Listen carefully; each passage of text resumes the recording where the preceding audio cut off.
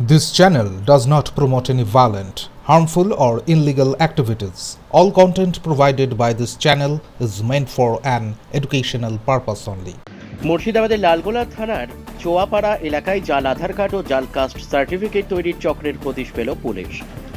গোপন সূত্রে খবর পেয়ে বৃহস্পতিবার রাতে লালগোলা থানার পুলিশ অভিযান চালিয়ে এক দোকান থেকে জাল নথি তৈরির সরঞ্জাম সহ দুজনকে গ্রেপ্তার করে। ধৃতরা হলেন আবু সুফিয়ান, জোড়াগাছা, রঘুনাথগঞ্জ ও শাহিন আক্তার, চোয়াপাড়া, লালগোলা। অভিযানে আধার কার্ড, কাস্ট সার্টিফিকেট ও প্যান কার্ড তৈরির নথি ও সরঞ্জাম বাজেয়াপ্ত করা হয়েছে।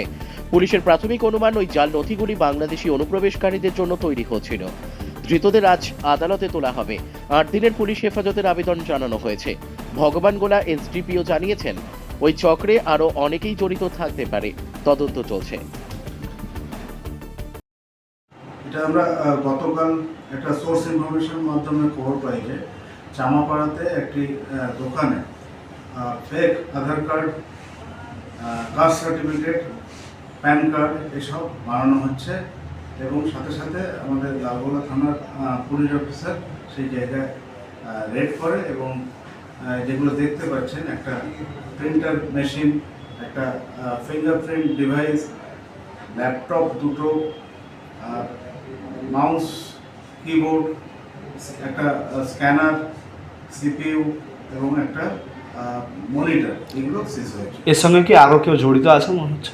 আপাতত প্রিলিমিনারি আমরা যা ইনভেস্টিগেশন করে পেয়েছি, একজন আবু সুফিয়ান, যার বয়স 20 বছর, এই রঘুনাথগঞ্জ থেকে আসে, এবং শাহিন আক্তার অ্যালিয়াস ইমাম, এর বাড়ি চামাপাড়া।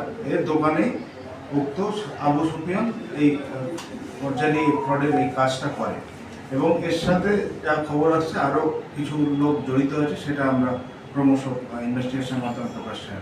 বাংলাদেশ সীমান্তে লালগোলা, তাহলে কি বাংলাদেশিদের কি আধার কার্ড এরা তৈরি করতো মনে হচ্ছে? এটা খুব সম্ভাবনা আছে যে এখানে অনেক বাংলাদেশিরও আধার কার্ড বানানো হয়। কটা আধার কার্ড আপাতত পাওয়া গেছে ওখানে? আপাতত আমরা একটা পেয়েছি এবং কম্পিউটারটা আরও, ওদের যে মেমোরি আছে ওইগুলো আরও প্রসেস করলে আরও কিছু পাওয়া যাবে। কদিনের রিমান্ড চেয়ে পাঠাচ্ছে? আমরা 7 দিনের রিমান্ড।